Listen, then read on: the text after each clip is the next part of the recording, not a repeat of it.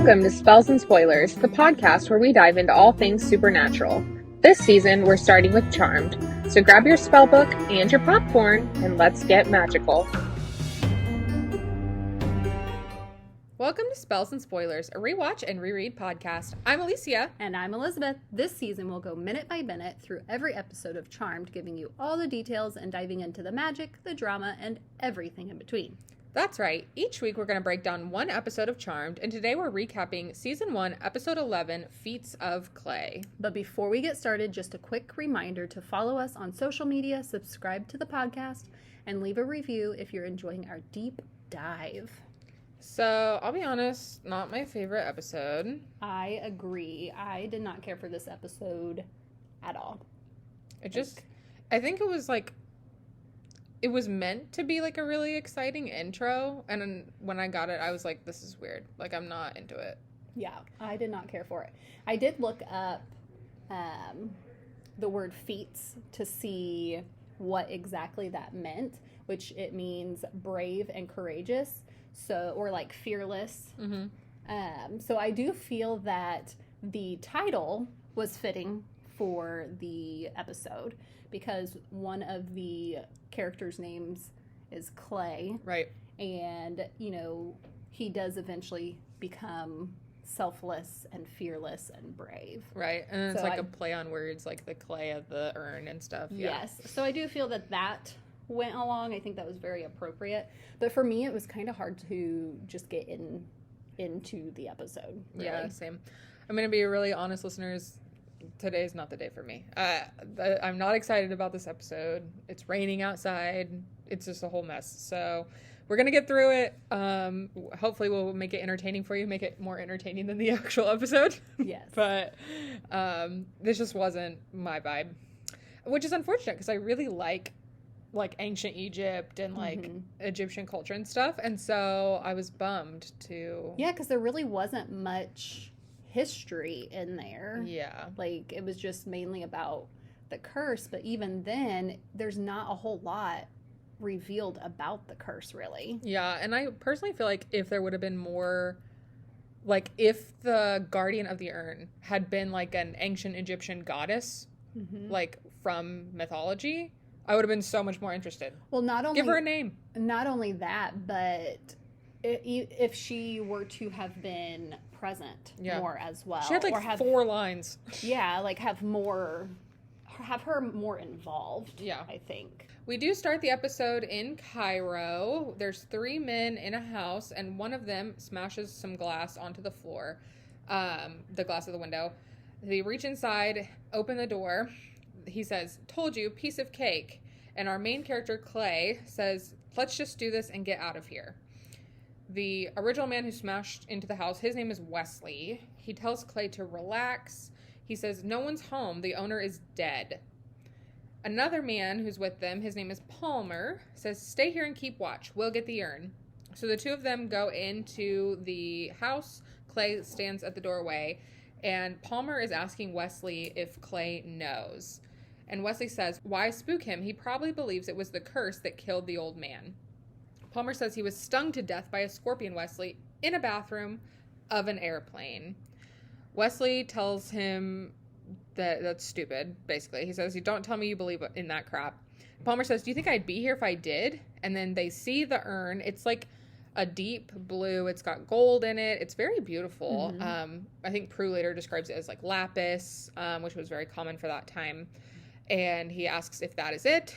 Wesley says that it is and asks if he sees any scorpions around. Palmer says, "Nope, just $signs. Let's go." And we see a picture on the side of the urn that is like inlaid in gold, glow, and then disappear as Clay comes up. Clay tells them that there's a car coming, and he thinks that they might have tripped an alarm. So they all leave. 2 guards come in, and the 3 men hide behind some, like, plants. Clay says, "I should have never let you guys talk me into this." Wesley tells him to shut up. He says, "We'll split up and meet in San Francisco. Give the urn to your friend and hawk it right away." I'm interested in this. Like, how did they know that Prue worked at the auction house? Well, so I think that Clay had told them that he knew someone, Phoebe, who had a sister that worked in artifacts. Yeah, but, like, before she was at the museum, so I guess that makes sense. But, like, so maybe that's from, like, more the past. specific to the auction house. Yeah, but I feel like we find out in the episode that they haven't talked in, like, 5 months or whatever. Mm-hmm. So, and why would Phoebe be talking to him about Prue's job? I don't know. I just found it, like, a little bit strange and convenient. Yeah, I mean, he could have been doing research on it, too. I don't know. Yeah. That is a good point. Palmer tells him not to think about ripping them off because he will find them. And Clay leaves. Wesley starts walking away, but he stops when he sees, like, magic dust floating in the air in front of him. The dust forms into a woman. We learn that she is the protector of the urn. She tells him, in fact, that she is the guardian of the urn. And he's like, the what? Yeah. She touches her ring and then Wesley's chest, and a spider appears. And he starts yelling in pain. He falls to the floor. And the guardian says, you are being punished for your greed. As for your friends... And then we cut to San Francisco 3 days later. Piper and Phoebe are walking down the stairs in the house. And Piper's talking about Clay because Phoebe is going to meet him. Piper says, I thought you said you never wanted to see him again. She said, ancient history, which I thought was funny because of the theme of the episode. Yes, I do like the little jabs to the plot. Yeah. Because this is not the only one that they use. Yeah. So I thought it was pretty funny. Yeah, Piper's like, 6 months. Phoebe says 5. They get to the bottom of the stairs and Prue is there. Phoebe continues saying, he's just stopping by on his way home. It's not a big deal. He's traveling or something.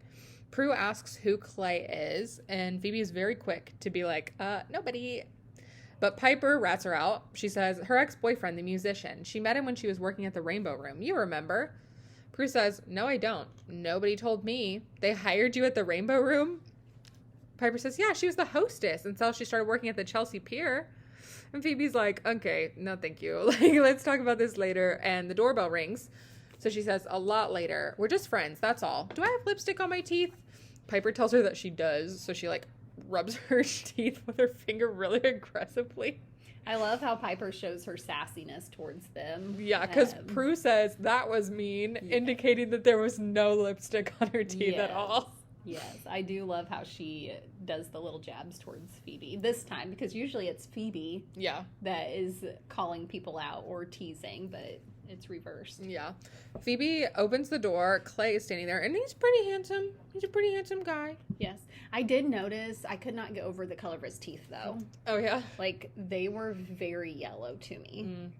And I don't know, maybe, because that's like one of the first things you notice about someone is their smile. Mm-hmm. And, I mean, there's nothing against yellow teeth or anything, but for an actor, I thought that was quite interesting. Interesting. I didn't notice that, but I don't know. Maybe I was looking at the rest of him instead. I bet you were. Clay tells Phoebe that it was really good to see her. They hug, and Phoebe has a premonition of her and Clay in bed together. Mm. The premonition ends with Phoebe smiling, and they stop hugging. Clay asks if she's okay. Phoebe says, uh-huh. And they cut to credits. At Quake, Piper and Prue are sitting at the bar. Prue is asking what else she doesn't know about Phoebe.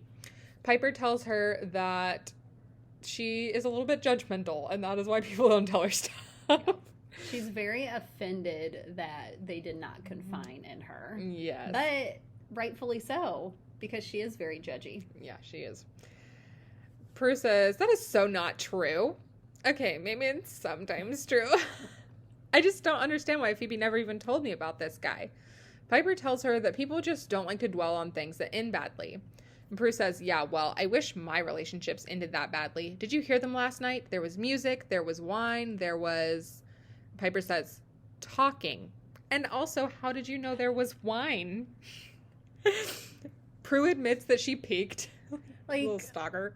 Why not, right? Like, that's what sisters do anyways.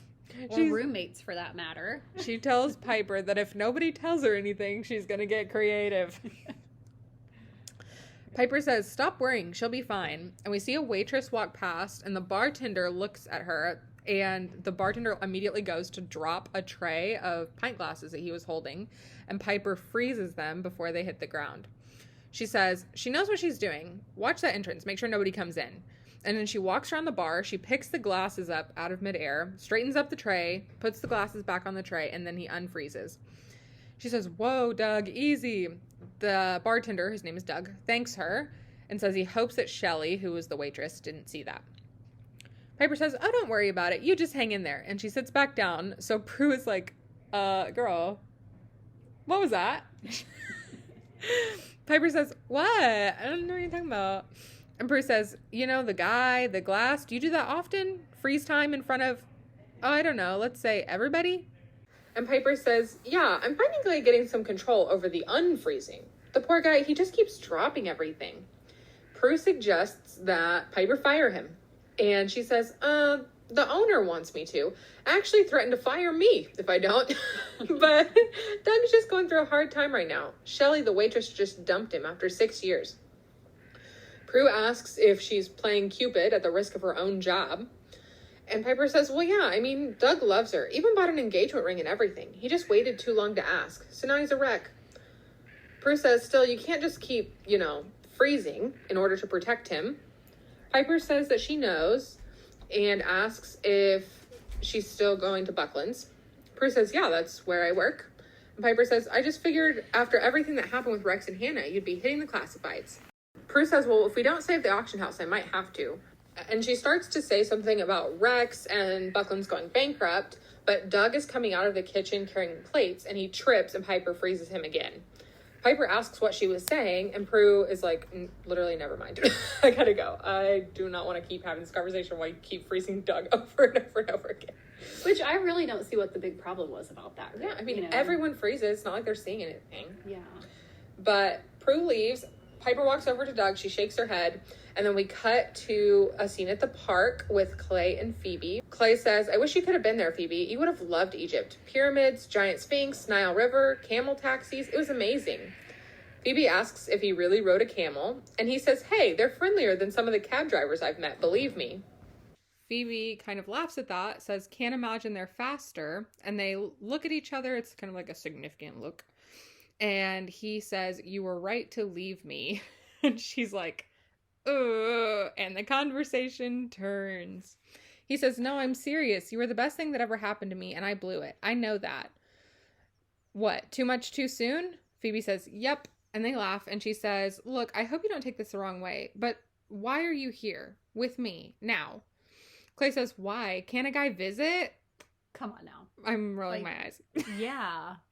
That is a very fair question for her. Yeah. Phoebe says, yeah, but you're not just a guy. You're Clay, and Clay comes with strings attached. Yeah. He says, I can never hide anything from you. And she tells him that actually he can, and that's the problem. Red flags? Yes. Red flags, anyone? Yeah.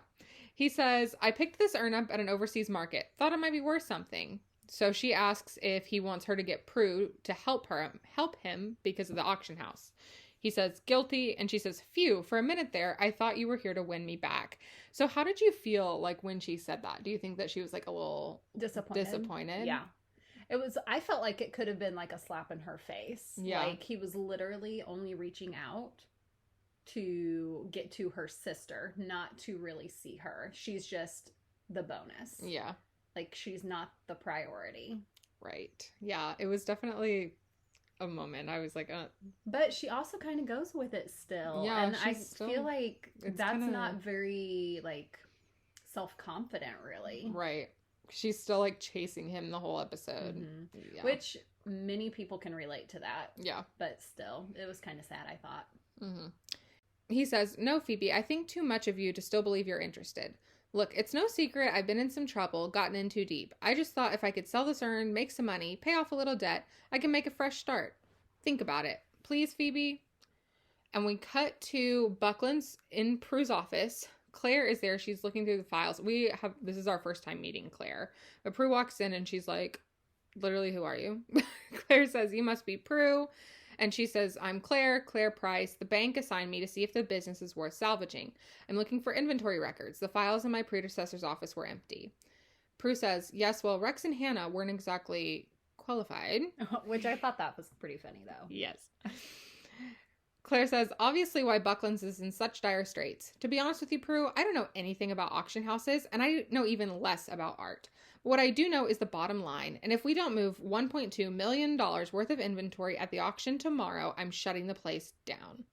Could you imagine, like, as an event planner, if you were told that it needed to be done within 24 hours, less than 24 hours? Yeah, that would give me a heart attack, I think. I would be like, I'm sorry, no, this is not happening. I guess Piper could relate to that from the episode of The Wedding, where the chef went to France and left her hanging. So she could probably relate to Prue in this situation, but I could not imagine. Like, I mean, I feel like I can work under pressure really well, but in such a short notice, I'm not sure how I would handle that situation. Yeah. I mean, one time, like we've planned weddings in like as little as 4 months. And that's very stressful. I could not imagine 24 hours, especially if you're hoping to make a profit. There's so much that goes into an event where you're trying to turn a profit. Mm-hmm. Well, with them, they've got to make over $1 million. Yeah. And it's like, wait, what? Yes. So Prue says, excuse me, did you say tomorrow? And Claire says, did I stutter? Sassy. I would have said something. I'd be like, I get that you might be in charge of this, but don't talk to me like that. Literally. I don't even know you. Exactly. Prue says, with all due respect, you don't just get to decide to throw an auction, okay? You need advance notice, a catalog, buyers.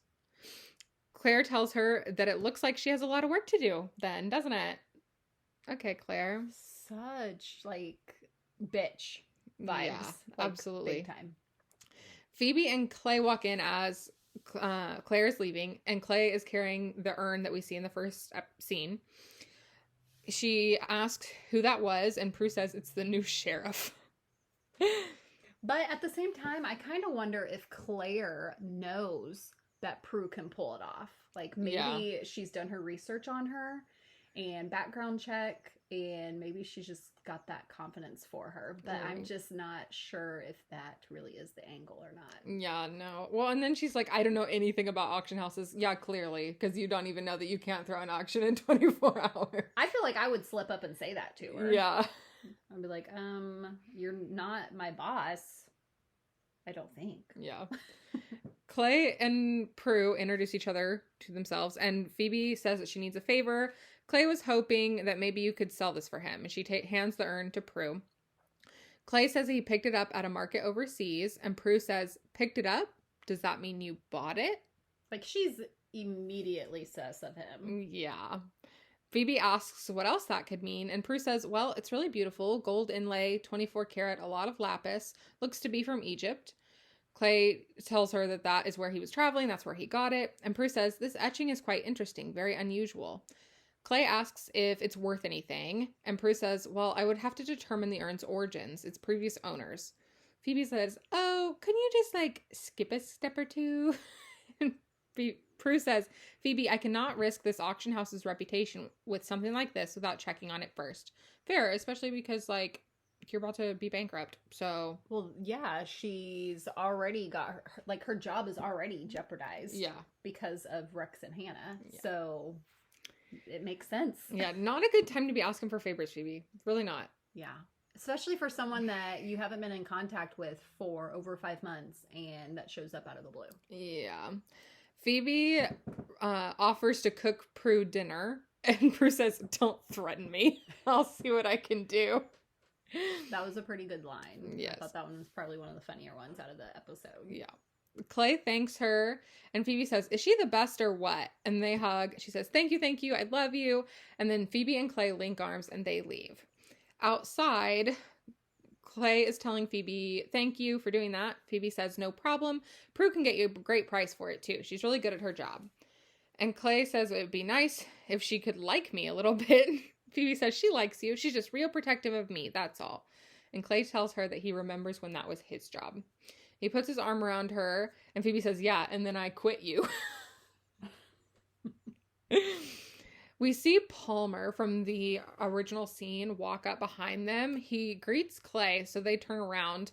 Clay says, Palmer, what are you doing here? And Palmer says, I'm bumping into you. Are you two going to introduce us? Clay says, oh yeah, sorry, Phoebe, this is Palmer. I met him in Cairo. Phoebe remarks that it's a small world. And Palmer says, so what's going on with that urn? Like, he just jumps right into it. Phoebe asks, like, wait, you know about the urn too? What's happening? I feel like that was kind of like a second moment where she was like, okay, what else? What's really going on? Because originally, I think the first point was when he told her that he was there primarily for Prue. Right. And then all of a sudden this happened. So I think that was her second moment where she was kind of maybe suspicious. I agree. Clay says that that's where they met, the marketplace where he bought the urn. And Palmer says, yeah, right.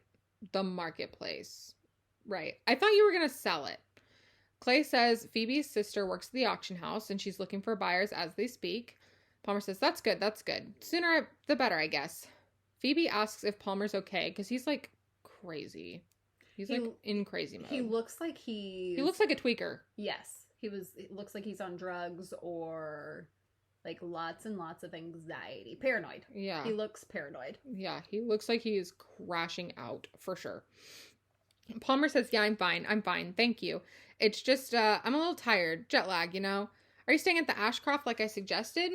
Clay says, yeah, sure. And when he said that, I was like, no, he's not. Like the way he said that, yeah, sure. No, you're not. Where are you staying at, Clay? It wasn't very convincing. Yeah. Palmer says, me too. Maybe we'll hook up later. Clay agrees, and Palmer tells Phoebe it's nice to meet her. Phoebe says, you too. And then when he leaves, she turns to Clay and says, ew, creepy guy. She is not wrong. And then Clay changes the subject by asking if she's hungry. They leave. And then our next scene is at the airport. We see Palmer walk up to a customs officer, and there's like a big wooden box, unfortunately. The customs officer asks if he can help him, and Palmer says, I was a friend of Wesley's. His family wanted me to make sure he got home all right. The customs officer asks how he died, and Palmer says that he doesn't know, that he thinks it was a spider bite, and he asks if he's going to JFK.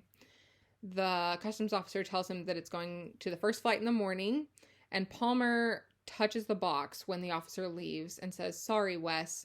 And as he walks away, we see the guardian of the urn appear. Well, first, before that, we see the image, the like blue image. It's on the side of the box. It almost looks like a card. Right.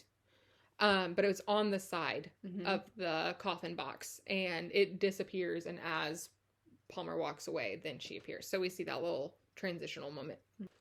Buckland's again. Prue is on the phone. She's talking to Piper, and she says, what am I supposed to think, Piper? Phoebe's ex pops up into town and wants me to sell something for him. You think that's a coincidence? Piper says, Prue, you wonder why you're out of the loop. You worry too much about Phoebe. Prue says, no, I don't. I just don't want to see her get hurt, that's all. Look, I just get this really bad feeling about Clay. I can't explain it. Piper says, I can. You don't think he's good enough for her, just like you didn't think Jeremy was good enough for me. Of course, in his case, you were right, but that's not the point. Prue says, no, your point is that it's none of my business, and you're probably right. Speaking of playing matchmaker, how's Doug? Piper says he's the same, unfortunately, except that she's getting a little freeze-frazzled because she's being drained. Yeah. Prue asks if she doesn't think maybe she can find a better way to deal with the Doug situation before she gets fired. You know, like she's supposed to, and fire him. Right. Piper says, I know. Oops, gotta go. And she hangs up. Shelley walks past Doug, and he knocks a vase over and drops like a tray of silverware.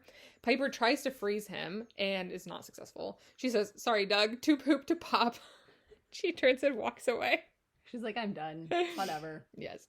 At the manor living room, we're with Phoebe and Clay. They're eating Chinese in like candlelight. Yes. Have you ever done that before? No. Me neither. It's always on movies or in books, though. I know. Mainly movies. We should do it. We should. We could do Chinese and podcasting. Yes. one of these nights. Let me know if you want to see a live. We can all together do Chinese and candlelight. Clay is telling her that he's surprised that she moved back there. He says, I remember a few late nights, a few beers, a few not so pleasant conversations about your sisters. Here you are, living together again. Necessity or choice? Phoebe says, I think it's a little bit of both. Anyways, things have kind of picked up at the Halliwell Manor. Clay asks how, and Phoebe says, well, let's just say San Francisco has been a lot more unusual than New York. More rice? Like, let's change the subject, actually, before we get too far into this. Clay says no, and he says, you know, Phoebe, you really haven't said much about what you've been doing. And she says, protecting the innocent from evil. Like, she was 100% serious. Yes. And honest. Yes. But he tells her to be serious because he thinks she's joking. Mm-hmm. He says, I mean, you've barely had a spare minute in New York. 3 jobs just to afford your social calendar. And now here you are with 0 jobs. Which I kind of, again, feel like that's a slap in the face. Yeah. I almost feel like he's manipulative as well. Yeah. Because he's, like, convinced her to get with Prue on all this. Mm-hmm. And then, like, the little comments he makes about how he really is there for her, but really he's not. Yeah. I will say, though, that, like, it's kind of natural, I think, for people, like, when people show up from your past to, like, kind of revert back to the person that they knew. To place, yeah. You know? And to negate some of the change that you have made. Mm-hmm. Especially when it's somebody that you were romantic with. I think that that's really natural. Because they're going to expect you to be the same person. Right. And not change and have growth. Yeah. So I do think that it, like, makes sense. I don't know. The whole thing is skeevy. Yeah. Phoebe says, things have changed. I've changed. And Clay says that he's trying to change too. One thing that won't change, though, is how I feel about you. And they kiss, and they, like, stop kissing. Phoebe kind of breaks it off and he says, I'm sorry, I shouldn't. And she says, no, it's not that, believe me. It took me a long time to get over you. I just want to be careful. Clay says, I understand, but if I cleaned up my act, would you consider moving back? And Phoebe laughs and says, do not go there now. Prue comes in. She says, sorry to interrupt. And Phoebe is so cool about it. She says, it's okay. It happens. Mm-hmm. Okay, remember that later, Phoebe. Well, that, and I almost feel like it was kind of a saving grace for her, too. Like, maybe the moment was getting awkward for her. Right. And then I, like, found it funny because she, like, the way that she had reacted, because when Prue was trying to have that date with Andy, she was like, absolutely nobody can be in here. How dare you be? And Phoebe's like, it's fine. We all live together. It's bound to happen sometimes, you know? But Clay says, I should get back to the hotel anyway. And he stands up and he starts cleaning up the Chinese. Phoebe tells him to stop because she's going to clean it up. Which I felt she was kind of, like, aggressive about that, She was. She literally says, stop. I got it. I got it. Yeah. Like, I was like, whoa, girl. Calm down. Yes. Clay asks Prue how it's going with the urn. And she's kind of evasive. She just says, it's going. Phoebe says, I think what he's trying to ask is it going, gone? Prue tells them that she put it on the auction block. Clay says that it's great. Thank you very much. And Prue says, well, I'm still waiting on the background check to come through so I can set a reserve price. And Clay says, well, whatever you get for it is fine with me. That is the most suspicious. Yeah, and statement. Prue catches on to it big time. She says, yeah, as long as it sells, right? And fast. Mm-hmm. And I feel like Phoebe, like, she's just trying to look at the good in him still, and is kind of naive on that part. Whereas Prue, she is very judgy, and that's kind of where Phoebe is coming from in why Prue is acting the way she is. But at the same time, I feel like Prue reads people very well. Yeah. Clay says, well, from what I can understand, if anyone can do it, it's you. And he kisses Phoebe and tells her that he will call her tomorrow, and then she's going to show him around the city. He says, let me see where I left my heart. And that is so sweet. Kind of cringe from this situation, but the line is sweet. Prue, like, makes a face about it, too, because she's like, that's not well, because, cute. I mean, from what I'm understanding is he left her. No, I think she left him. Because he was like keeping things from her. Keeping secrets and getting into trouble. Okay, that makes sense. Yeah, because remember she says, and then I quit you. That's right. Yeah. Yes, you did remind me of that. Yes. So like Prue makes that face. Phoebe and Clay kiss again, and they head towards the front door. He says, I really appreciate it. Thanks again. And she says, anything for Phoebes. Clay leaves, and Prue looks at Phoebe. Phoebe says, what? And Prue says, I can worry about my little sister, can I? And Phoebe says, don't ever stop. And then they hear a little explosion coming from the attic. And in the attic, Piper is doing a spell, and there is smoke, like, all in the air. Prue asks if she's okay. Piper says, nothing to see here. Move along. Phoebe says, welcome to London. Prue asks what she did, and Phoebe asks who she did it to, because you can see, like, a little poppet in the cauldron. Mm-hmm. And Piper says, I put a charm on Doug, but I doubled the recipe. Just something to boost his confidence so he can give Love a shot and give me a break. I'm curious to know what she used to indicate that it was him. Yeah. Like, did she snatch some hair while he was at work, or like, you know what I mean? Like, yeah, I don't know. How do you know it's him? Also, like, maybe we don't double the recipe on spells we've never done before. I know. I thought that was interesting too. When she said that, I was like, okay, what is gonna happen to Doug? Yeah. Like, what winds up happening is not what I had expected. I'm not sure what I was expecting, but yeah, I was expecting more, I think. Yeah. Phoebe tells Prue to yell at her. Piper says it's not for personal gain, and it fits into the whole harm none thing we have to live by. Besides, Prue's the one who told me to do something. Prue says, did not. Piper says, yes, you did. I just need Doug to stop dropping things so I can stop freezing things. I'm just exhausted. Prue tells her that maybe he and Shelley aren't meant to be together. Not everyone's supposed to be. Phoebe says, oh, that was real subtle, Prue. I love how she always calls her out. Yeah. It makes me laugh. Piper says, well, we'll never know unless Doug has the guts to pop the question. All I'm doing is giving it to him. And Phoebe says, oh, it's just like the cowardly lion from Wizard of Oz. And they like both look at her and she goes, well, it is. I mean, she has a very good point. Yes.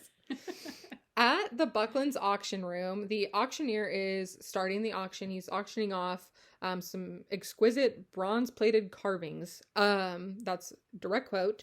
Apparently, it's over 120 years old. So they start to auction that. Prue walks up to Mark and says, move the F. Scott Fitzgerald pen to the next slot. Our buyer, Mr. Gordonson, is getting restless. Go. So clearly Prue is like the head of this auction, which I love. I love them showing her that. Claire walks up to Prue. She's holding like a stack of paper and says that she thinks Prue should see this. Prue takes the paper from Claire, and it's the appraisal from the urn. The good news is that it's worth a fortune. The bad news is that it's stolen. Claire says, no wonder this auction house is going under, selling stolen goods. Okay, but she did the background check. How would she know it was stolen until just this moment, Claire? Well, I think it's because she kind of jumped the gun and went ahead and listed it instead of waiting to get the background check. So I can see where Claire's coming from on that. That's fair. Like, she should have been more patient and more thorough before she actually listed it for all these people to try to purchase. Yeah. Prue says this is highly unusual and it's very embarrassing. And Claire says, yes, it is. And she walks away. The auctioneer is still going, and Prue uses her powers to swap the number in front of the urn with another item because the urn is next. So the auctioneer starts talking, and he says, this beautiful 24-karat gold inlay from Egypt, and it's like a painting, which is not it. And he's like, obviously, there's been some kind of mistake, and him and the audience laugh. And to me, like, that's embarrassing. Like, if you read that out to, like, a bunch of people who are giving you $1 million, you know? Yeah. In Prue's office, she notices Palmer's in there. She asks who he is. He says, you must be Prue, Phoebe's sister. Prue says, same question. Who are you? Palmer says, I'm a friend of Clay's. Why didn't you sell that urn? You were supposed to sell it. Prue tells him to leave. And Palmer says, no, you don't understand. You have to sell it before the curse. Prue asks, what curse? And Palmer says, the urn is cursed and he's going to get rid of it himself. So he walks towards the urn and Prue uses her power to move it. She like gasps and she goes, oh my God, the curse. She played it well. And she really did. She moves it again and goes, what's going on? So Palmer says, the curse, it's happening, it's too late, I gotta get out of here. And then he darts off. Runs out of the room. I love how she, like, smirks. Yeah. Like, I did that. There's She's no like, curse. what a curse. Oh my god, so scary. Until she actually finds out Yes. about the curse.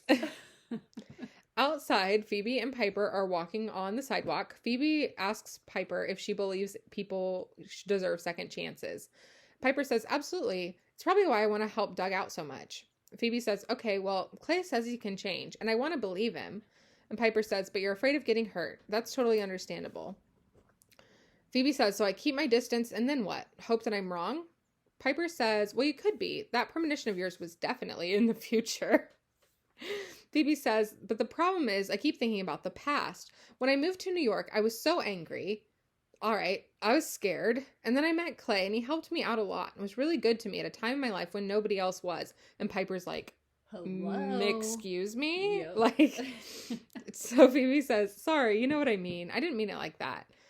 He kept living beyond his means. Oh, Piper asks, why'd you leave him? And Phoebe says, he kept living beyond his means. He never thought of the future. Yeah, I know that sounds familiar. But let's just say he took one too many shortcuts, got involved with some bad people, got in over his head, way over his head. And finally, I just couldn't take it anymore. I had to leave. And Piper says, so now he's back, hoping to be the man you fell in love with originally. Phoebe asks what she's supposed to do, because what if he's the one? Like you say, Doug and Shelley are. Do I just walk away? We can't live together forever. What do you expect, to be 60 years old and still sharing clothes and a cat? No, I don't think it will be alive. I think the rest of it. I kind of feel like that's how it would be. Yeah. Like, if you're a witch, you've got your coven, and you are all, like, you feed off of each other's magic. Right. Like, it makes you stronger when you're together, so why not still live together? And I get not doing that because, like, I could not live with my sisters. No. Piper says, now that you put it that way, no, I don't want to live with you anymore. So Phoebe and Piper get into Quake, and Doug, he's at the bar shaking a cocktail shaker, and he does, like, a little spin, and he's, like, clearly doing, like, a whole show. Like, he has a personality now. Yes. There are, like, tons of women at the bar staring at him. Piper says, oh, boy. Phoebe says, I thought your charm was to boost his confidence, not turn him into Tom Cruise. Piper says, well, maybe I shouldn't have doubled the recipe. Duh. Piper walks over to the bar, says, Doug, what's going on? He says, not sure, but whatever it is, I feel great. Shelley walks up to the bar, and Doug, like, looks at her, and then he, like, pushes a drink down to the end of the bar, so it, like, slides. He definitely gives her the cold shoulder. Yes. So Shelley walks away, and Piper asks, like, what about Shelley? And Doug says, who cares about Shelley when I've got Thursday, Friday, and Saturday all lined up and waiting? Ew. Yeah. Yep. He looks at Phoebe and says, I don't believe I've had the pleasure. Piper says, I don't believe you will. Off limits. So Doug walks away, and Phoebe says, your charm worked. You've turned Doug into and Piper says, a monster. Phoebe says, I gotta go. I told Clay I'd meet him over at the house. And she kisses Piper on the cheek, says bye, and she leaves. We cut into the hotel. Palmer's walking into his room. He starts packing his duffel bag when the guardian of the urn appears. The guardian says, leaving? And Palmer asks how she got there. The guardian said, I came with your friend. I waited for your fear to consume you. Where is the urn? Palmer tells her that it's at the Buckland auction house. He says, I tried to get it back. I was going to return it, I swear. I tried to make things right. Please. And then she makes, like, a scorpion appear on her dress, and she puts it on him. And he says, I'm sorry. No, no, no. And the scorpion stings him as she's saying, you're being punished for your greed. I wish that there was more, like, movement and action for when the Wes and Palmer like got killed. Mm-hmm. Like the spider gets on him, the scorpion gets on him, and they're not trying to like get it off. Like I get a tiny bug on me and I'm like whacking it off, you know, we all do it. It's like, ooh, no. Mm-hmm. Or, you know, I've stepped in spider webs before and I've went crazy and like shaking my head, getting it off my arms, but there's none of that. Yeah. The way that he lays there, it's like he's tied up, but he's not. But he, like, doesn't move his arms at all. He just, like, lays there and takes it. And that's what I'm getting at, is, like, why couldn't there be more, like, try to get it off? Because if there's a scorpion, like, it's going to be more threatened and attack you more. So I don't know if maybe she was using some type of control over him or what, but I did not care for how they were just easily killed and didn't do anything. Yeah. See, I'm gonna tell you right now, like, my mom's house has scorpions, and they're not the kind of scorpions like in Egypt. Like, they won't kill you. They do hurt, though. I'm sure. And they're like little tiny white guys. They're like cave scorpions. My sister's had them in her house before. Get one of those on you and see how you react. You're gonna freak out. Because, like, we used to stay in the basement. The basement has scorpions really bad. And, like, you would find them, like, in your bed and, like, all kinds of stuff. And you'll freak out. And you wouldn't think that here in the Midwest, good old downtown Missouri, we would have scorpions, but we do. I know. Every time, sometimes I tell people that, and they're like, "Yes, scorpions." I'm like, no, you don't. And it's like, no, I promise you. I swear I have scorpions. Yeah. Why would I lie about that? Yeah. Cut to the manor. We're in Phoebe's room. Clay's sitting on the bed, and Phoebe is picking out a dress. She's saying, "So the band goes on at 10, but if we get there before 9, there's no cover. You interested?" And he says, "In anything that involves you." Okay. I feel like he's trying too hard. Yeah. She gives him, like, a look, and she holds up 2 dresses, and he picks one, but she throws that one on the ground, and they laugh, because I guess that's something that they've done before. At least that was the idea I got. That's what I got as well. Clay says, "I miss this, the day-to-day of us." Phoebe says, "Me too. I'm going to change now." And then she, like, does, like, a little, like, head shake. And he says, "Oh, you want me to leave?" Phoebe says, "That's kind of a loaded question. But yeah, I think that would be best." Clay tells Phoebe, "We did live together. It's not like we haven't." And Phoebe says, "Yeah, I know, but things have changed." Like, how many times does she have to tell him that she's really changed? Honestly. Clay tells her to sit down, and she does. And she says, "We're very different." Clay says, "Do we have to be?" And he starts kissing her neck, which I didn't like. Like, I know that she says, like, "You can continue, like, here in a minute." But, like, at this point, she has been like, "Can you leave so I can get undressed? This is not the vibe. We're not doing this." I wasn't feeling this scene at all, though. Like, even though, like, she was clearly, like, conflicted. Like, she was turned on by him. She wanted it. But at the same time, for her personally, like, her inner voice is like, no, this is not what you want. Yeah. And so you can clearly tell that she was conflicted. And I feel like she was more conflicted than turned on in this case. I thought her body language was, like, very rigid. It was very stiff. Yeah. Not like she wanted to be doing that. Yeah. Like, it was almost forced. Yes. Or her trying to just settle and, like, make him happy kind of thing. Right. Like, I didn't care for this scene at all. Yeah. Like, there was no passion. Like, even in her face. Like, even though, as you mentioned, she was like, "Okay, yeah, go ahead and continue, you know, go for it." But even then, there really wasn't any passion. Yeah. Like, she did not look like she was into it. Yes. So just a friendly reminder that just because someone doesn't explicitly say no, doesn't mean they're saying yes. No means no. Yes. And you can say no in a variety of ways, and that includes your body language. So anyway, they have this whole moment that's very uncomfortable. She does tell him to stop, and he does. Yes. And then she says, "Okay, go." And then she says, "What am I doing? Okay, you know, this isn't fair because I love it when you," and then he kisses her and they lay down on the bed and they proceed to do spicy actions. I just was not a fan of that. No, I feel like there could have been, because, I mean, I feel like you've had, like, a lot of people have had moments where they are conflicted and, you know, they want something so bad, but at the same time, they know they shouldn't.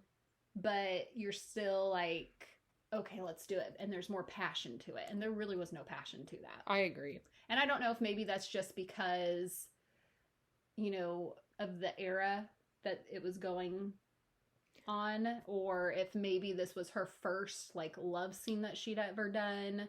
I don't know. But I just didn't feel like it was very in character for Phoebe either, because she's a very passionate person. Yeah, it was odd. And yeah. It was just, it wasn't a good scene. Mm-mm. We cut down to the living room, and Piper is reading the Book of Shadows, and she's writing something when Prue walks in the front door. And I saw that, and I was like, Piper, Clay is in your house. Why are you reading the Book of Shadows just on the couch in the living room? I think she just knew what was happening and was not concerned about it. Because I feel like if I was in her situation, I would probably be doing the same thing. I was like, girl. Like, I need something to keep my mind occupied so I don't hear what's going on upstairs. Piper tells Prue that she scared her. Prue says, where's Phoebe? Piper says she's upstairs, but you might wanna... And Prue walks away and she goes, knock. I feel like she could have been a little more louder than that. Yeah. Prue would have still heard her. Yeah. But maybe she was just too focused on her end goal. Yes. Upstairs, Prue swings the door open to Phoebe's room, does not knock, says, Phoebe, we need to talk. And you see Phoebe and Clay naked in bed together. Phoebe says, yes, we do. Prue makes like an absolutely disgusted face. I think she even said ew or something, or gross. It was pretty funny. But at the same time, what did you expect? Come on, girl. Like, her, for one, if a bedroom door is shut and that bedroom door belongs to an adult, knock. Yeah. Whether you know what's going on or not. Just knock. Really? You never know what could be happening in there, you know? Anyway, in the foyer, Phoebe and Clay are standing at the doorway. Prue's standing there too. Phoebe is telling Clay that he doesn't have to leave. And Phoebe says, okay, well, I'll call you. So Clay leaves. Phoebe closes the door, turns to Prue, and says, I hope you liked the show. Fair. Phoebe says, I'm so sorry. I had no idea. And Phoebe says, what? That it was my room that you barged into? I had more privacy when I lived in New York, a tiny island crawling with 8 million people. I do feel like this little snippet of the episode was probably my favorite out of the entire episode. Yeah. The rest of it just felt very uninteresting to me. Same.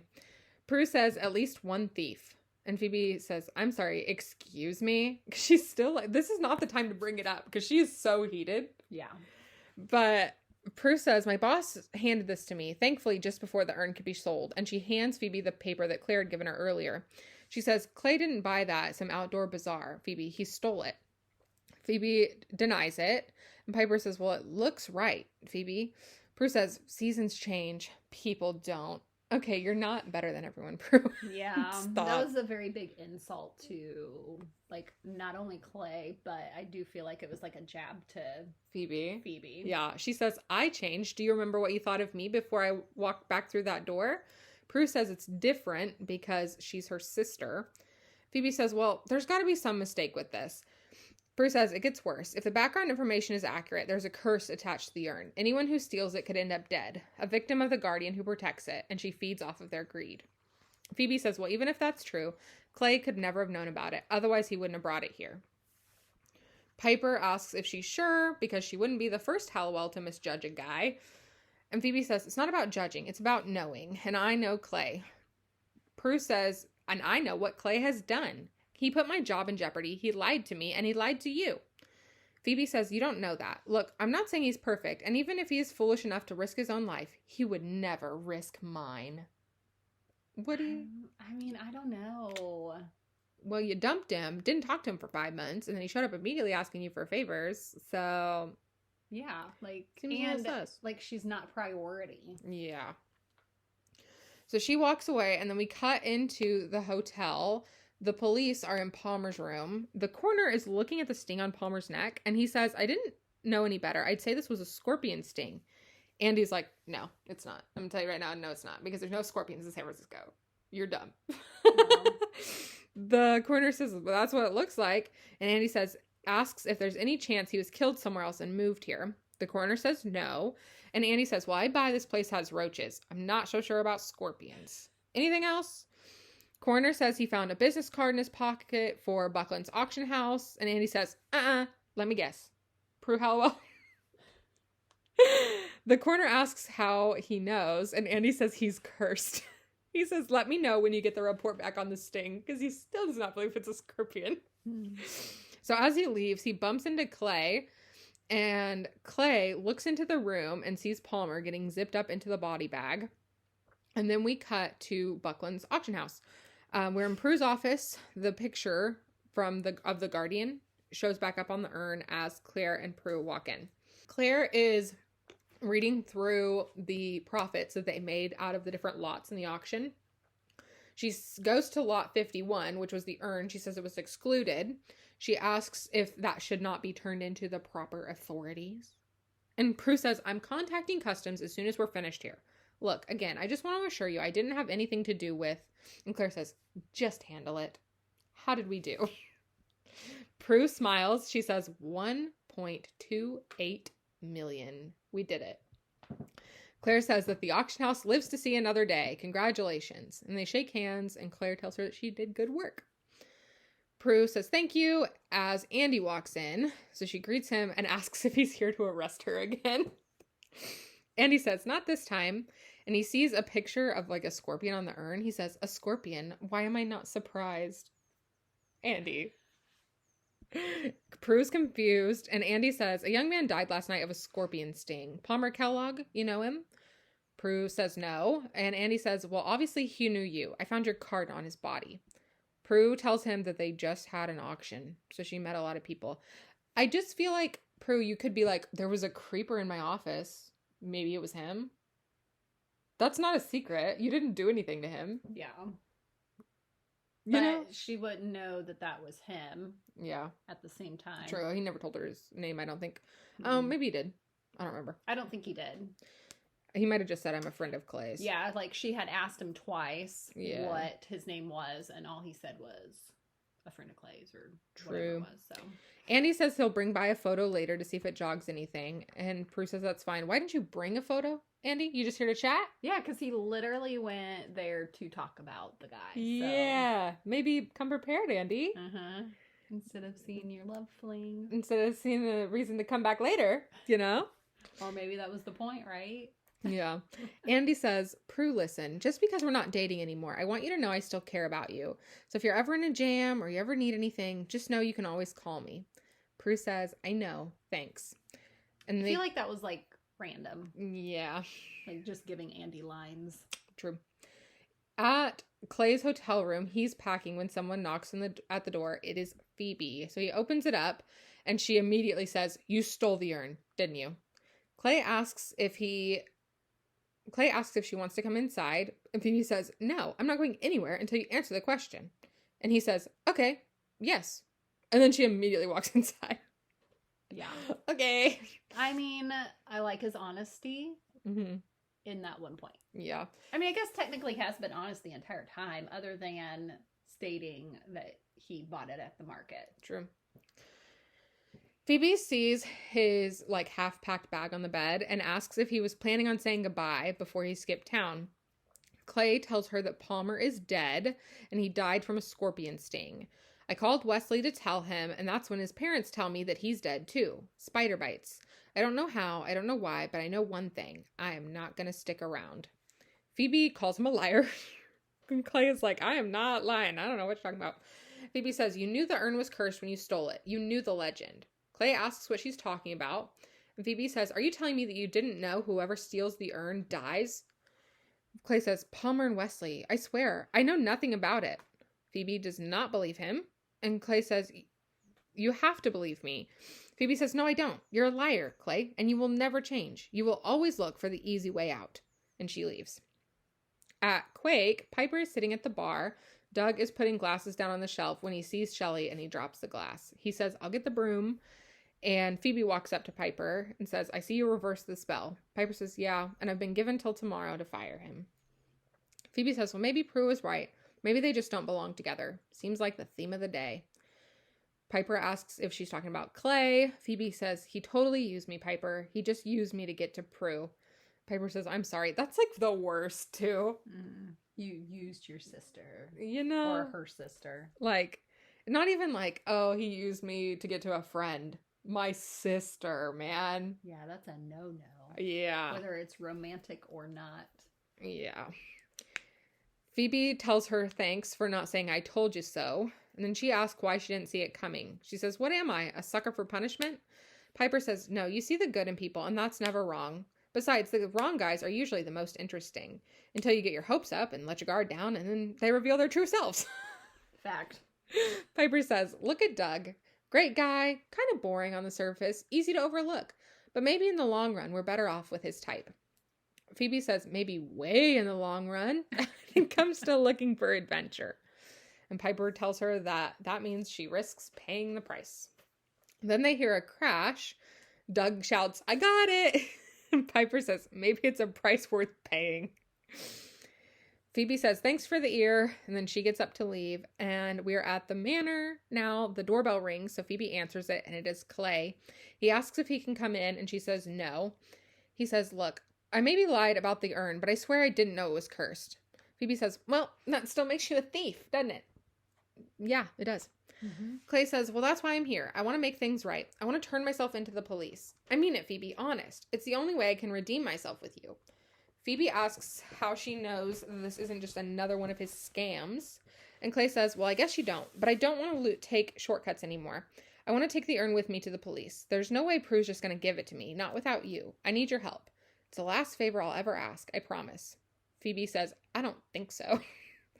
So Clay pleads with her. He touches her arm, and Phoebe has a premonition of a snake about to attack Clay. I think it's a cobra. Yes, it is.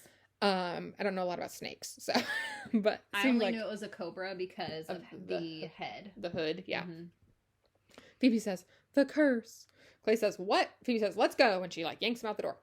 So we're at Buckland's at Prue's office. Prue is there when Phoebe and Clay walk in.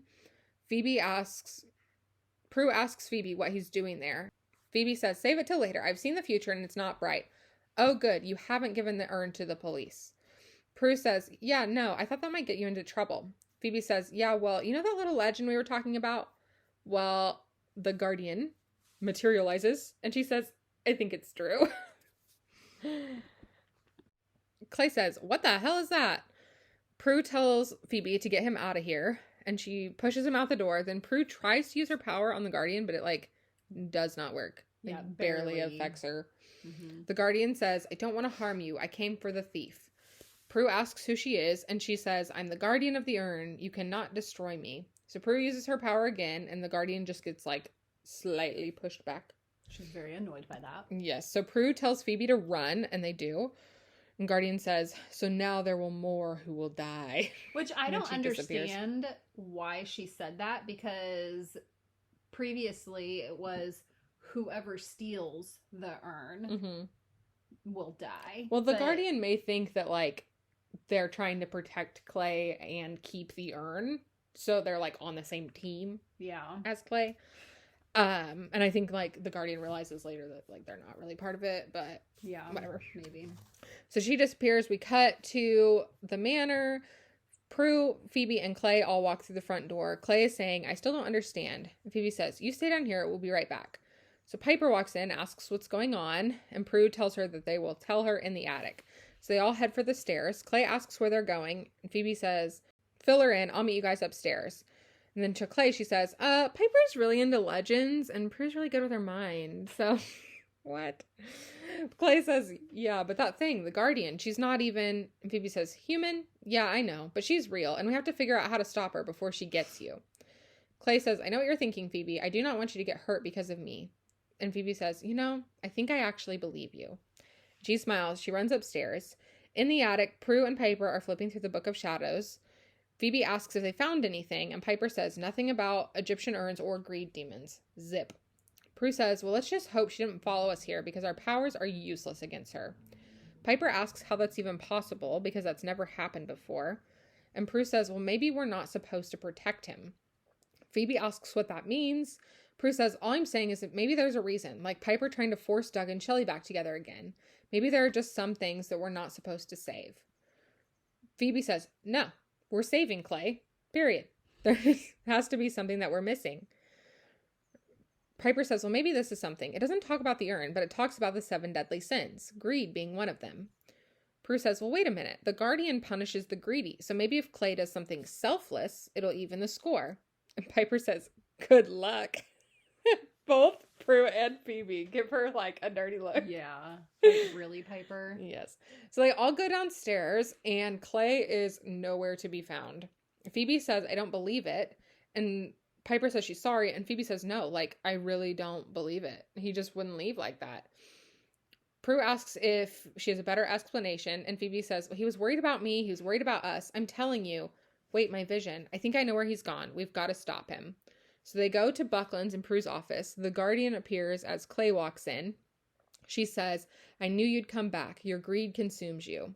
He says, I'm not here for the urn. She says, you must be punished.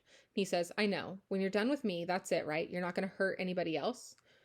She says, not until somebody steals the urn again. He asks how she knows anybody will.